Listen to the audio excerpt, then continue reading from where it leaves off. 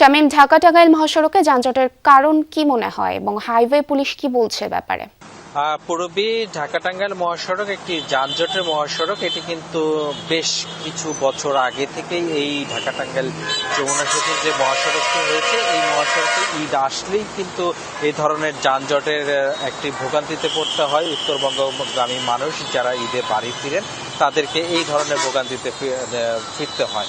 বিশেষ করে হচ্ছে যে ঈদুল আজহা আসলে ঈদুল আজহার আগের দিন বিশেষ করে এই ধরনের ভোগান্তি হয়। এর মাঝে আজকে আরো ভোগান্তিটা বাড়ার কারণ হচ্ছে যে সকালবেলায় প্রচুর পরিমাণে বৃষ্টি ছিল, গাড়ি তেমন পরিমাণ গতিতে টানতে পারেনি এবং বিভিন্ন জায়গায় যানবাহন দুর্ঘটনা, যানবাহন সরানো, এই যে বিশেষ সবকিছু মিলিয়ে যে যানজটের ভোগান্তির একটা সৃষ্টি হয়েছে।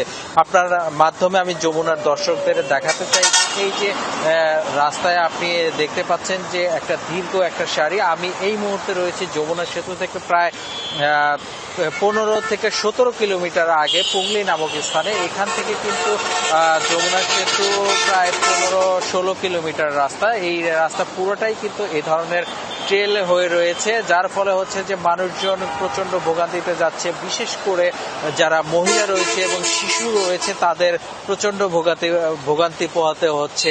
আমি পুলিশ সুপার সাথে কথা বলেছি, তিনি যে বিষয়টি জানিয়েছেন যে এই ঢাকা-টাঙ্গাইল যমুনা সেতু মহাসড়কে অতিরিক্ত গাড়ির চাপ বেড়ে গিয়েছে এবং এখানে বিশেষ করে যমুনা সেতুর উপরে গাড়ি বিকল হওয়া এবং বিভিন্ন স্পটে গাড়ি বিকল হওয়া, সেই বিকল হওয়া গাড়িগুলো সরানোর দেরি হওয়ার কারণেই হচ্ছে যে যানজটের সৃষ্টি হয়েছে। কারণ সাধারণ সময়ে দেখা যায় যে 20 থেকে 25 হাজার গাড়ি যাতায়াত করে এই যমুনা সেতুর উপর দিয়ে, কিন্তু ঈদের সময় আসলে সেই গাড়িটি কিন্তু 56 থেকে 60 হাজার টাকা 60 হাজার গাড়ি কিন্তু যাতায়াত করে, যার টোল আদা হয় প্রায় 3.5 কোটি টাকার উপরে।